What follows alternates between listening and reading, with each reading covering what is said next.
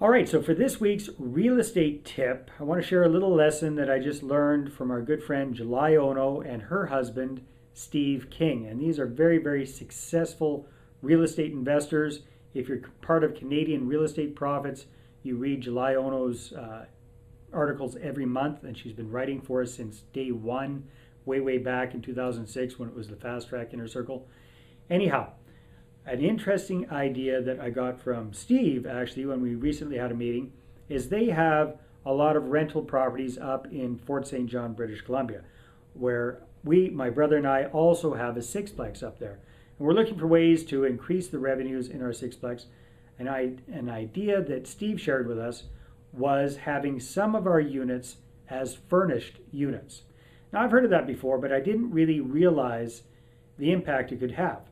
And Steve was sharing with me that an average, let's say a 2-bedroom, 1-bath apartment that they rent, if it's unfurnished, they will rent it for $1,000 a month approximately. And that same unit, furnished basically, was getting $1,400 a month in rent. That's a 40% increase in rent. And so Steve was up there recently, Steve and July were up there recently, and he was looking around at some of these furnished apartments that they have. There was one that was vacant. He looked at it and it was pretty plain vanilla, pretty plain Jane. So he actually went out and he just bought some basic pictures, a few flower vases, a few little knickknacks, things, a throw rug, a few things like that to improve the place a bit. And it went from renting for $1,400 a month to renting for $1,500 or $1,550 a month, just with a $200 increase in furniture that he provided for the place.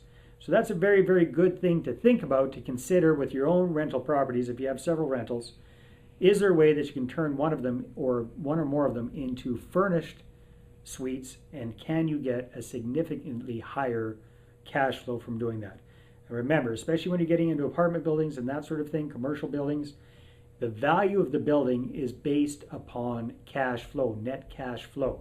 So if you can increase your cash flow on a unit by $200, $300, $400 a month, imagine what that does to the value of your property. That's your real estate tip for this week.